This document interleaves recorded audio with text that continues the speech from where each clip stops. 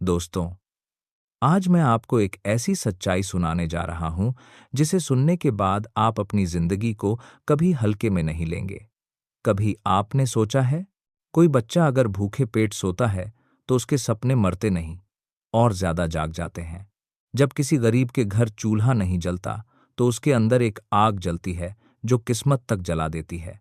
और ऐसी ही आग थी एक 17 साल के लड़के में, जो टूटी चप्पल, फटी कॉपी और खाली जेब लेकर दुनिया से लड़ने निकल पड़ा। आज की कहानी सिर्फ कहानी नहीं है, यह उन सब का जवाब है जो कहते हैं गरीब कुछ नहीं कर सकता। आप यह वीडियो अगर अभी बंद कर दोगे तो एक ऐसी सच्चाई मिस कर दोगे जो आपके दिल को हिला देगी। क्योंकि आज मैं आपको उस लड़के की जिद सुनाने जा रहा हूं जिसने भूखे पेट सोकर भी अपने सपनों का स्वाद चखा। यह कहानी एक साधारण लड़के राजू की है, जो गरीबी में पैदा हुआ था, लेकिन उसने गरीब मरने से इनकार कर दिया। तो चलो शुरू करते हैं ये छोटी सी कहानी। दोस्तों, यह कहानी कई साल पहले की है।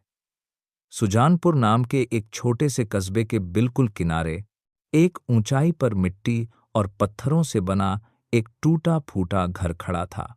बारिश में जिसकी दीवारें रोती थीं और सर्दी में जिसकी छत से हवा इतनी तेज घुसती थी कि चूल्हे की गर्मी भी हार मान जाती थी, उसी घर में रहता था 17 साल का राजू। दुबला पतला सांवला, आंखों में सपनों का उजाला, लेकिन पेट में हर दिन की भूख की जलन। राजू का परिवार कस्बे में सबसे गरीब माना जाता था। उसके पिता रामस्वरूप दिहाड़ी मजदूर थे, कभी कुएं पर ईंट ढोते, कभी खेतों में मजदूरी करते और कभी किसी दुकान से बोरा उठाने के लिए बुला लिए जाते। जिस दिन काम मिलता उस दिन घर में रोटी बनती, और जिस दिन काम न मिले उस दिन घर में खामोशी और भूख दोनों साथ बैठ जाते। राजू की माँ गोमती घर घर जाकर आटा पीसने या कढ़ाई में मसाले चुनने का काम कर लेती, लेकिन उसकी मजदूरी इतनी कम होती कि मुश्किल से एक वक्त की दाल आ पाती। गरीबी इतनी गहरी थी कि झोपड़ी की मिट्टी की दीवारें बरसात में भीगकर पिघलने लगतीं और माँ पिता ठंडी हवा से बचने के लिए रात भर जगे रहते। राजू कभी कभी उनकी बातों को सुनकर समझ जाता कि वे चाहते हुए भी उसे कुछ बेहतर नहीं दे पा रहे। चौथी तक पढ़ाई करने वाला राजू स्कूल में भी मजाक का पात्र था। उसकी कॉपी के पन्ने फटे होते, पेंसिल इतनी छोटी कि पकड़ना कठिन और चप्पलें इतनी घिसी कि हर कदम पर शर्म सी महसूस होती। बच्चे हंसते, फटे कंधों वाला राजू आया है। राजू हंसकर सब सह लेता, पर दिल के भीतर कहीं दर्द का पहाड़ खड़ा होता जाता। रात को अगर खाना कम पड़ता तो माँ झूठ बोलकर कहती, मुझे भूख नहीं बेटा, तू खा ले। लेकिन राजू जानता था कि उसकी माँ पूरे दिन भूखी रहती थी। वह सूखी रोटी माँ की ओर बढ़ाकर कह देता, माँ, मैंने तो बाजार में गुड़ खा लिया था, जबकि उसके पेट में भूख चिल्ला रही होती। इसी गरीबी में एक और जहर घुला था, साहूकार नानक चंद। वही एक था जो कस्बे में पैसे उधार देता था, लेकिन इतना ब्याज लेता कि लोग जिंदगी भर फंसे रहते। राजू के पिता ने भी उससे कर्ज लिया था। जब भी नानक चंद आता, वह घर के बाहर खड़े होकर पूरे कस्बे को सुनाता, ओ रामस्वरूप, कब लौटाएगा मेरा पैसा? ब्याज बढ़ रहा है, निकम्मे कहीं के। राजू इस अपमान को दूर खड़ा होकर देखता और भीतर कहीं आग जल उठती, लेकिन उम्र छोटी थी, कुछ कर नहीं सकता था। एक दिन राजू सब्जी लेने गया था। घर लौटते हुए एक बूढ़े दादा ने उसे आवाज दी, ओ बेटा, ठहरना। उन्होंने 2 रुपये का सिक्का उसकी ओर बढ़ाया और कहा, यह तेरी जेब से गिरा था। राजू हैरान रह गया। उसने दादा से कहा, आप रख भी लेते? दादा मुस्कुराए, तेरी जरूरत मुझसे ज्यादा है बेटे। यह बात राजू के दिल में सीधा उतर गई। अगले दिन दादा ने उसे बुलाकर पूछा, गरीबी के बारे में क्या सोचते हो? राजू की आंखों में आंसू आ गए। दादा, गरीब इंसान रोज रोज मरता है, कभी भूख से, कभी तानों से, कभी काम न मिलने से। दादा ने उसके कंधे पर हाथ रखा, गरीब पैदा होना गुनाह नहीं होता, लेकिन गरीबी में हार मानकर मर जाना सबसे बड़ा गुनाह है। मेहनत और जिद वाले को भगवान भी रास्ता दिखाता है। इन शब्दों ने राजू की पूरी सोच बदल दी। उस रात वह नींद नहीं ले पाया। सुबह होते ही उसने माँ से कहा, माँ, मैं शहर जाना चाहता हूँ। माँ डर गई। बेटा, वहाँ कौन है तेरा? कैसे रहेगा तू? राजू ने पहली बार बिना डरे कहा, माँ, अगर मैं डरकर यहीं बैठा रहा तो जिंदगी में कभी कुछ नहीं बदलेगा। माता पिता ने आंसुओं के साथ दुआएं दी। राजू जेब में मात्र 70 रुपये और एक पुराना झोला लेकर शहर की बस में चढ़ गया। शहर पहुंचते ही उसे लगा जैसे जिंदगी उसका इम्तिहान ले रही है।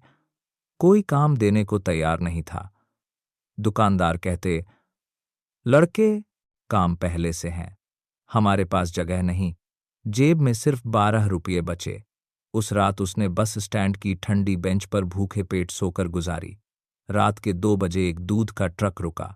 ड्राइवर ने कहा, अरे लड़के, ये दूध के डब्बे उतार दे, पैसे दूंगा। राजू ने तुरंत मदद की। वही उसकी शहर में कमाई हुई पहली कमाई थी। ड्राइवर ने राजू को सलाह दी, सुबह लोग चाय ढूंढते हैं, थर्मस लेकर बेच ले, काम चल जाएगा। राजू ने मान लिया। रुपये बचाकर चाय बेचना शुरू कर दिया। कमाई भले ही कम थी, लेकिन उम्मीद उसकी आंखों में भरने लगी। एक दिन उसने स्टेशन पर एक आदमी को जूते पॉलिश करते देखा। लोगों की भीड़ लगी थी। राजू के मन में विचार आया, अगर मैं भी यह काम करूं तो रोज का खर्चा तो निकल ही जाएगा। उसने छोटी छोटी बचत से 50 रुपये जोड़े और एक पुराना पॉलिश सेट 40 रुपये में खरीद लिया। ईंट को सीट बनाकर उसने काम शुरू किया। पहले दिन 2 ही ग्राहक आए, लेकिन उसकी मेहनत, उसकी ईमानदारी, उसकी चमकती मुस्कान देखकर धीरे धीरे लोग उस पर भरोसा करने लगे। रोज 30-40 रुपये की कमाई होने लगी। एक दिन एक ऑफिस कर्मचारी ने कहा, क्या तुम हमारे ऑफिस आकर भी जूते साफ कर दोगे? यही राजू की किस्मत का मोड़ था। ऑफिस में रोज 20-25 जूते पॉलिश होने लगे। थोड़े समय में उसने एक छोटी लकड़ी की पेटी, फिर एक कुर्सी, फिर एक छतरी खरीद ली। उसका छोटा जूते पॉलिश कॉर्नर बहुत मशहूर हो गया। एक शाम उसने हिसाब किताब देखा और सोचा, अब अपनी दुकान खोलने का समय आ गया है। उसने एक छोटी किराए की दुकान ली और बोर्ड लगवाया, राजू शाइन हाउस जूते, पॉलिश व मरम्मत। लोग दूर दूर से आने लगे। राजू अब सिर्फ मेहनत नहीं कर रहा था, अपना भविष्य बना रहा था। साल भर बाद वह गांव लौटा। लोगों ने उसे पहचानकर हैरानी से कहा, अरे यह तो वही राजू है। उसने माता पिता के लिए एक पक्का घर बनवाया, कर्ज भी चुका दिया। साहूकार नानक चंद के चेहरे का रंग उड़ गया था। अब राजू के पास 2 दुकानें थीं, एक मरम्मत की, एक पॉलिश की। गांव में सबसे सम्मानित परिवार उसका बन गया। माँ पिता खुश थे, गर्व से भरे हुए थे, और राजू आसमान की ओर देखकर मुस्कुराते हुए कहता, गरीब पैदा हुआ था, लेकिन गरीब मरने से इनकार करता हूं। दोस्तों, यही इस कहानी का संदेश है। गरीबी पाप नहीं है। पाप तो यह है कि हम गरीबी को किस्मत मानकर बैठ जाएं। मेहनत, जिद और ईमानदारी के दम पर कोई भी इंसान अपनी जिंदगी बदल सकता है।